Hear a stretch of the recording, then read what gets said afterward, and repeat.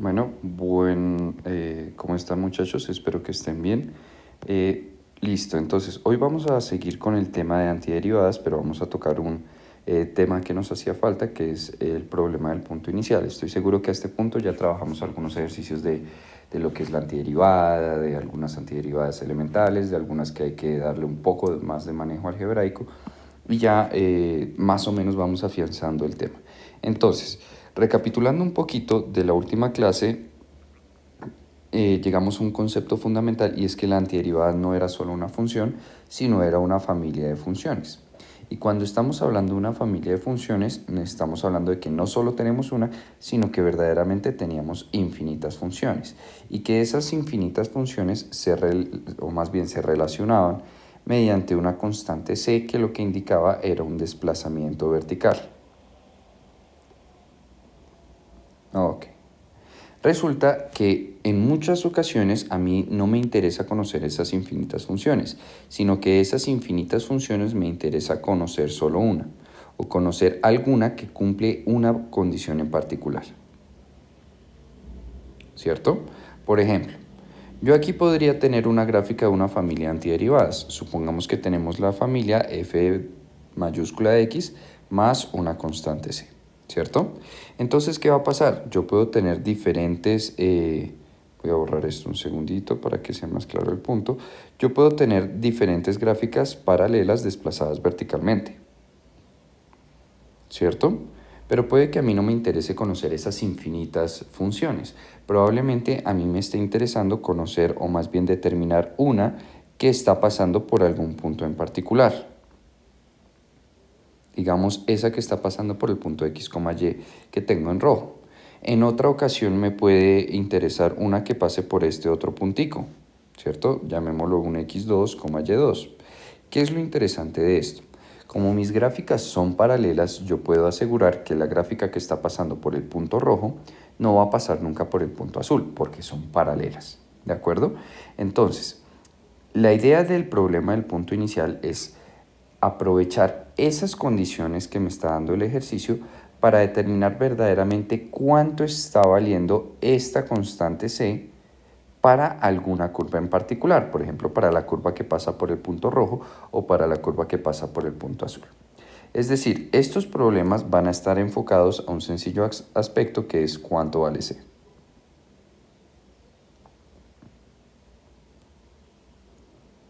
Ese va a ser el problema del punto inicial. ¿Listo? Ahora, tomemos un ejemplo para aterrizar esto. Supongamos que vamos a determinar la antiderivada de f de x de la función f mayúscula de x de la función f minúscula de x igual a x al cubo más 5 a la x más secante de x por tangente de x. ¿De acuerdo? Y fíjense una condición particular que me están dando. Me están diciendo si f de 0 es igual a 1. ¿Listo? Entonces fíjense una cosa. Como estamos hablando de la antiderivada, nosotros ya vimos que la antiderivada es la integral indefinida, ¿cierto? Entonces, ¿qué es lo que tengo que hacer para encontrar mi antiderivada? Pues integro de forma indefinida la función que me están pidiendo.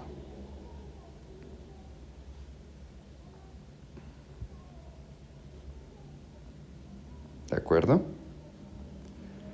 Claro, esta integral, recuerden que como es la integral de una suma, es la suma de las integrales. Entonces yo puedo integrar por aparte x al cubo, esta de acá y esta de acá. La primera integral es la integral de una función potencia, entonces esto es x a la 4 sobre 4, ¿cierto? En la siguiente puedo aplicar mi propiedad de dejar quieta mi constante e integrar la función que acompaña, e a la x. Y claro, en la tercera, aunque quizás no lo parezca para algunos, esta es una integral, digamos, directa, inmediata, la secante de x tangente de x, porque esa es la derivada de la secante de x, ¿cierto?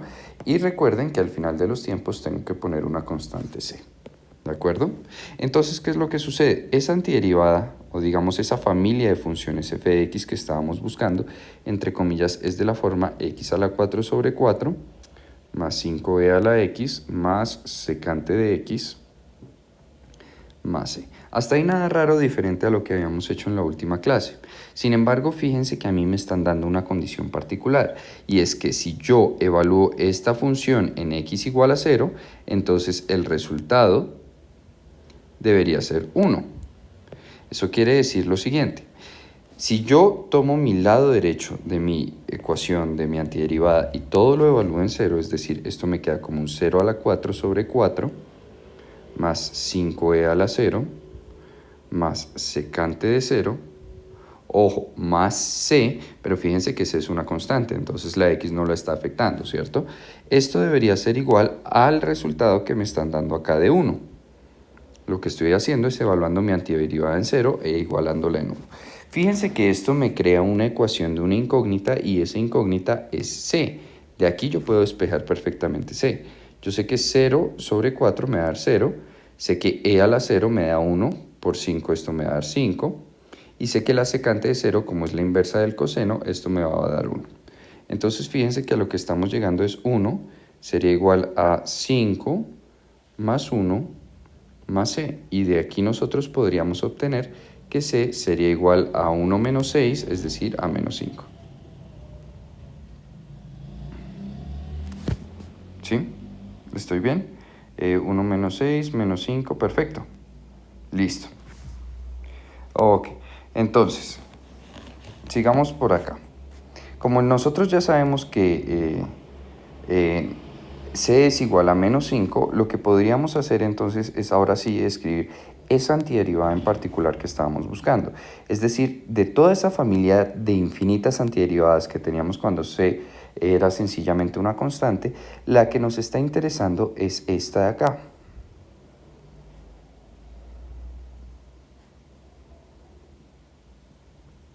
Donde c vale menos 5. Perfecto.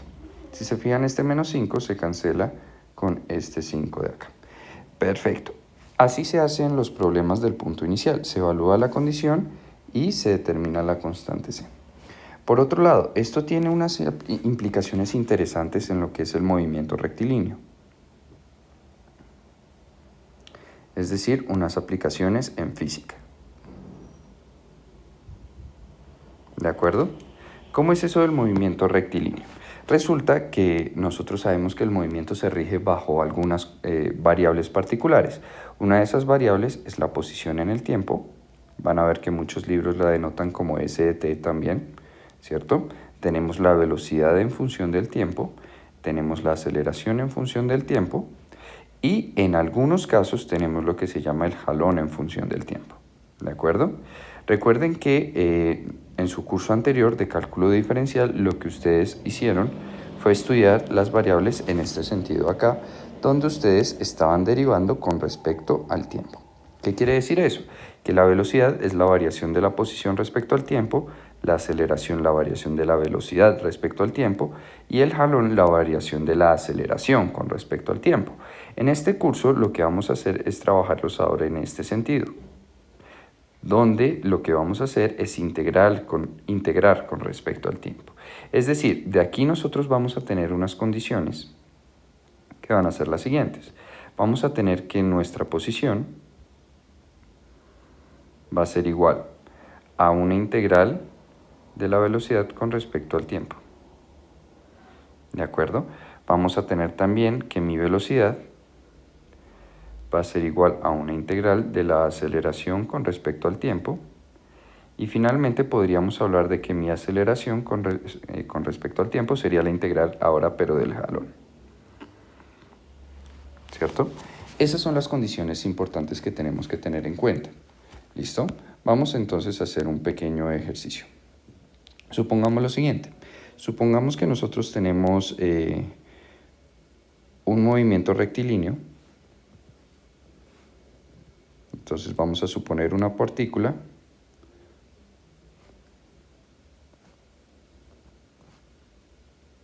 Si quieren adelantar el video mientras escribo el ejercicio, perfecto, no hay lío, aprovechenlo. Supongo que una partícula tiene una aceleración de la forma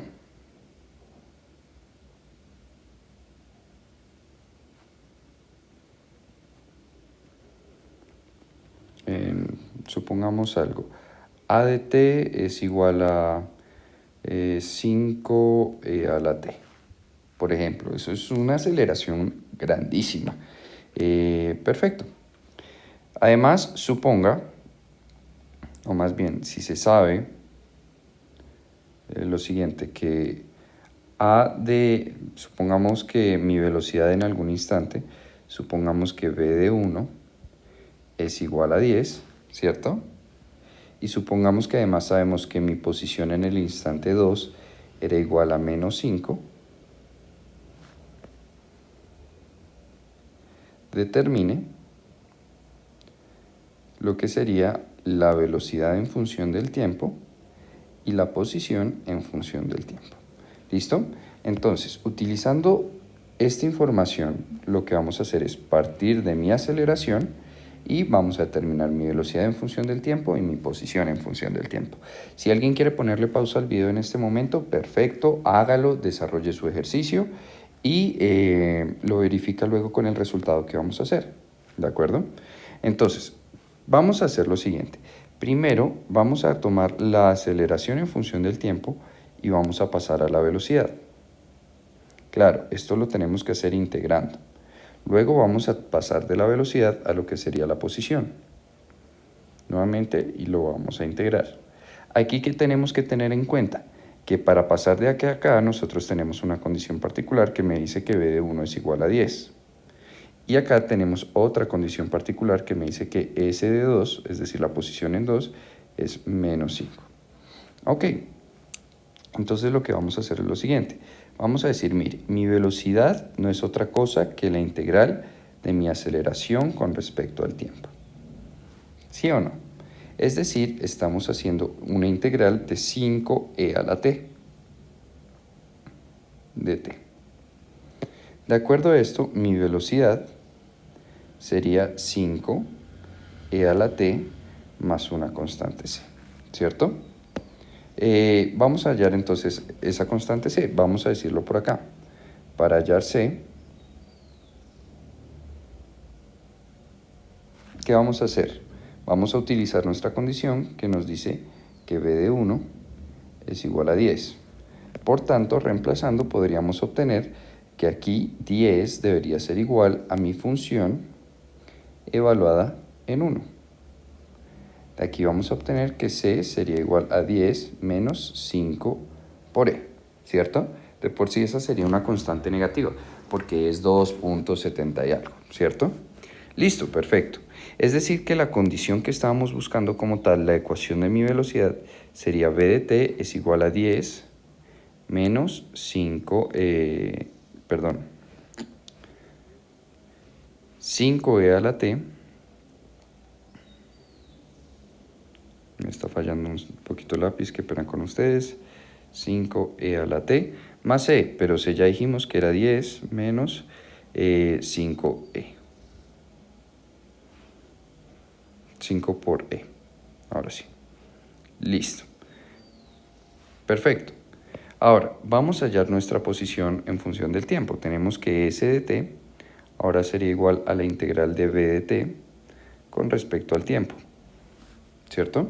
Eso quiere decir que lo que estamos haciendo es integrando la expresión que acabamos de encontrar de 5e a la t más 10 menos 5 por e con respecto al tiempo.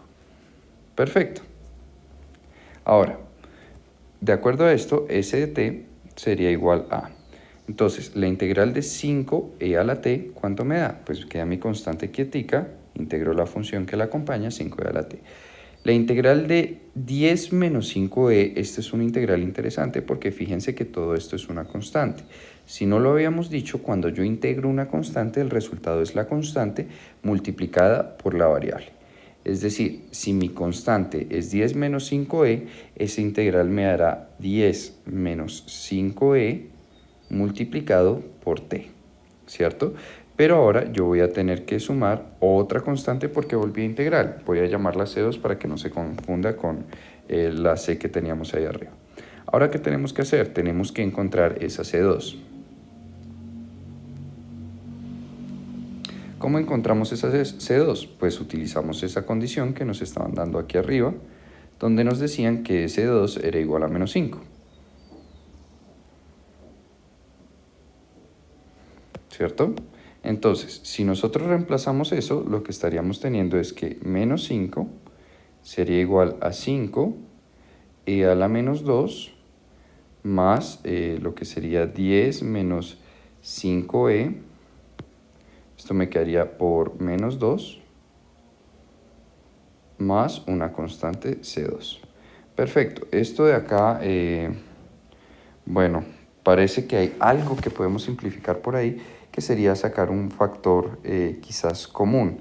Podríamos sacar un factor común de 5 al lado derecho. Esto me quedaría menos 5, sería igual a 5. Esto me quedaría factor de e a la menos 2, no, pero no me sirve porque el C2 está sumando. Parece que no se va a poder simplificar.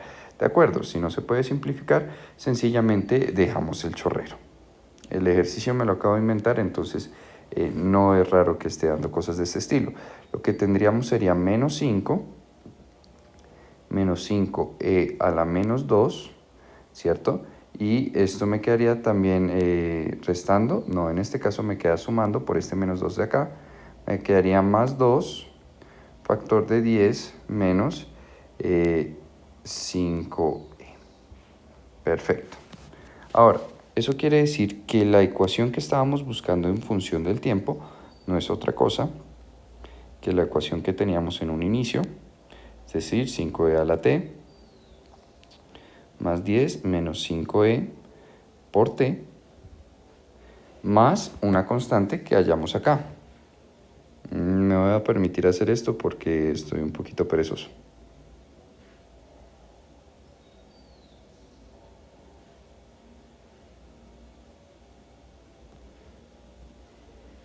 Ok. Esa constante que habíamos encontrado hace un momento. Y lo voy a dejar acá. Listo. Para que no nos confundamos, lo voy a dejar factorizado. Y todo esto de acá es lo que estábamos llamando C2. ¿Listo? Entonces, este es el ejercicio y este es el tema que me interesaba adelantar por el día. Lo voy a dejar acá un segundito por si alguien quiere tomarle un pantallazo. Y ya. Bueno, listo muchachos, entonces hasta acá llega el video. Hasta el siguiente o hasta la siguiente sesión.